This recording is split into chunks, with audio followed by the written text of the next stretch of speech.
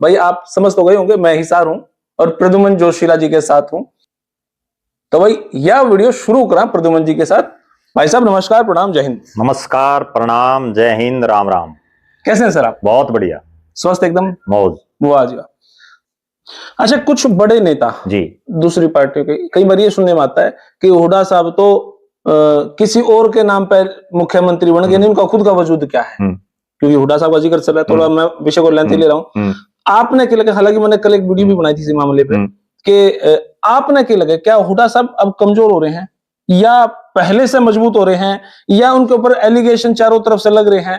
क्योंकि एलिगेशन जब चारों तरफ से लगा तो बंदे में दम है, कुछ तो है ही। देखो, सीधी ही एक बात बताऊं जी, आज के दिन पूरे हरियाणा प्रदेश में केवल एक भूपेंद्र सिंह हुड्डा ऐसा नेता है जिसको कांग्रेस में रह करके भी कई कांग्रेसी टारगेट कर रहे हैं, बीजेपी वाले भी उसी को कर रहे हैं, इनेलो वाले भी उसी को कर रहे हैं, आम आदमी पार्टी जेजेपी वाले भी उसी को कर रहे हैं। जबकि आईएनएलडी हो, जेजेपी हो, आम आदमी या कांग्रेसियों को तो बीजेपी को टारगेट करना चाहिए, और उसके बावजूद वो सारे चौधरी भूपेंद्र सिंह हुड्डा को कर रहे हैं टारगेट कर रहे हैं। इसका मतलब उसमें किसी दम है, कुछ तो, बिना दम तो कोई करेगा नहीं। और एक बड़ी गजब बात यह है, मैं इतने सालों से हुड्डा साहब को देख रहा हूं, भूपेंद्र सिंह हुड्डा कभी किसी को पर्सनल टारगेट नहीं करते, किसी भी पार्टी का कोई नेता हो उसके बारे में पर्सनल बयानबाजी करते ही नहीं।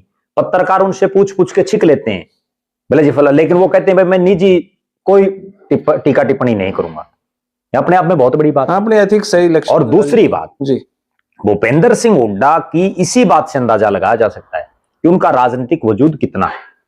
जो लोग ये कहते हैं, बहुत लोग हैं ये कहने वाले कि 67 सीटें 2005 में जब आई तो चौधरी भजनलाल के नेतृत्व में आई जी। इसमें कोई दो राय नहीं कि उस समय चौधरी भजनलाल प्रदेश अध्यक्ष थे, लेकिन केवल चौधरी भजनलाल के नाम से आ गई।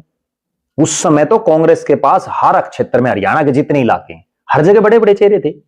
चौधरी भूपेंद्र सिंह हुड्डा अपने आप में एक बड़ा चेहरा थे, जिन्होंने 3 बार लगातार चौधरी देवीलाल जैसे शख्स को हराया चुनाव। चौधरी देवीलाल देश के 2 बार के उप प्रधानमंत्री, उनको लगातार 3 बार चुनाव हराना अपने आप में बहुत बड़ी बात है। उसके अलावा वो इतना बड़ा चेहरा बन चुके थे 2004 के चुनाव में, 3 बार लगातार उन्होंने चौधरी देवीलाल को हराया। फिर वो प्रदेश कांग्रेस के अध्यक्ष बने, विपक्ष के नेता बने, तो इसका मतलब कुछ ना कुछ तो था उनमें। फिर उसके बाद 2004 से लेके और 2024 आ गया, लगातार ये जितने बड़े चौधरी है ना, कोई भी नेता हो जो ये कहते हैं भाई हम ही सब कुछ हैं, एक नेता उनमें से ये बता दो जो सन 2004 से लेके या 2000 से लेके भी हम कह सकते हैं और 2024 तक लगातार अपने हलकों से जीतते हो। पहले किलोई था, अब गढ़ी सांपड़ा किलोई, लगातार। कुलदीप बिश्नोई का परिवार, चौधरी भजनलाल का परिवार 1968 में से लगातार आदमपुर से जीत रहा था, इस बार हार गया। अभय सिंह चौटाला अपनी उस एलनाबाद की सीट से हार गए जहां कभी चौधरी देवीलाल का परिवार नहीं चुनाव आया। दुष्यंत चौटाला बुरी तरह से हार गए, ठीक है।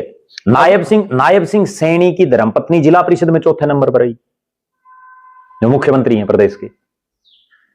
अब मैं धीरे धीरे आपके पास सभी पार्टियों से के पास आ रहा हूं, 1 मिनट में इसने कंक्लूड कर दूं। उसके बाद दीपेंद्र हुड्डा लगातार, आप ये देखो परिसीमन के बाद हल्का भी चेंज होया, ठीक है, उसके बावजूद केवल एक चुनाव हारे, बहुत कम मार्जिन में, उसके अलावा जीते हैं। तो उन्होंने कम से कम अपना घर तो बचा रखा है, उन्होंने तो घर में भी सेंध लग रही है।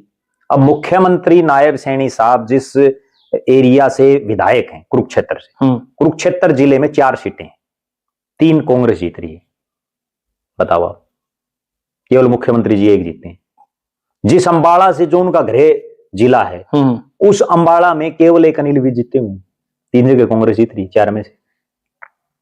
जिस कुरुक्षेत्र पार्लियामेंट में मुख्यमंत्री साहब जो है एमपी रहे हैं, वहां के कैथल जिले में 4 सीटें हैं, 1 पुंडरी बाड़ जीती है बीजेपी, 3 जगह वहां भी कांग्रेस जीत रही। मतलब हालात ये है कि आज 5 एमपी हैं कांग्रेस के, उन 5 में से लोग तो चाहे कुछ भी कहते हो, लेकिन मेरा ये मानना है कि वो 5 हुड्डा साहब की बदौलत बने हैं। कहीं ना कहीं हुड्डा साहब का रोल है। शैलजा की भी मैं बताऊं, आपने सुन लो, कुमारी शैलजा को जिताने में भी चौधरी भूपेंद्र सिंह हुड्डा के जो नजदीकी लोग थे ना, उनका सबसे बड़ा योगदान है। अब पूरी सिरसा लोकसभा की अगर हम बात करें, सिरसा पूरी लोकसभा में फतेहाबाद जिले में 3 हल्के। जरनैल सिंह है रतिया से, वो किसका है? वो हुड्डा का नजदीकी है। तो क्या आपको शैलजा जी में कोई और अच्छी बात नहीं लगी? नहीं, अच्छी बात है शैलजा जी में। एक बड़ी गजब बात ये है शैलजा जी की, हरियाणा की वो कांग्रेस की नेत्री हैं जो एक तो जन्मजात कांग्रेसी, कोई हालात कोई परिस्थिति आई उन्होंने कांग्रेस नहीं छोड़ी, ना उन्होंने छोड़ी ना उनके पिताश्री ने छोड़ी। दूसरी गजब बात, वो हरियाणा की ऐसी नेत्री भी हैं जो 2 अलग अलग लोकसभाओं से सांसद रही, जो अपने आप में एक बहुत बड़ी बात है। हरियाणा में 2 ही ऐसी रिजर्व सीटें हैं एमपी की, और वो दोनों से एमपी बनी है। तो अपने आप में ये दर्शाता है कि ये नहीं भाई शैलजा बिल्कुल कुछ नहीं है, लेकिन उनको बनाने में एक योगदान हुड्डा साहब का रहा है। लेकिन अब हाँ, ये भी एक कड़वी सच्चाई है, मैं ये भी बता देता हूं। जब 2005 में चौधरी भूपेंद्र सिंह हुड्डा हरियाणा के मुख्यमंत्री बने, तो उस समय उनको मुख्यमंत्री बनवाने में भी कुमारी शैलजा का अपना एक रोल रहा है। ओके, उनका पुशबैक रहा है। बिल्कुल रहा है, जो हकीकत है सबके सामने है। अब पूरी सिरसा जो कंस्टिट्यूएंसी है ना, उसमें आप ये देखिए, फतेहाबाद में 2 बड़े नेता हैं कांग्रेस के पास। प्रहलाद सिंह गिल्लाखेड़ा, वो हुड्डा गुट में था। बलवान सिंह दौलतप्रिया दोनों तरफ है, हुड्डा साहब की भी हाजिरी मार रहे हैं कुमारी शैलजा के साथ में। जरनैल सिंह प्योर जो है हुड्डा साहब के साथ है। परमवीर सिंह दोनों की हाजिरी मार रहे हैं। उसके बाद फिर आप आ जाओ डॉक्टर केवी सिंह, हुड्डा साहब की हाजिरी मारता है, जिनका बेटा अमित सिंह डबोवाली से एमएलए था। ठीक है। भरत सिंह बेनीवाल जो एलनाबाद का विधायक, जिसने अभय सिंह चौटाला को रहा है, वो प्योर भूपेंद्र सिंह हुड्डा का है। ठीक है। उसके बाद फिर आप आगे आ जाओ शीशपाल केरवाड़ा, वो दोनों की हाजिरी मार रहे हैं। भाई हुड्डा के पास वहां मजबूत लोग तो हैं ही, तभी तो बात अपनी है।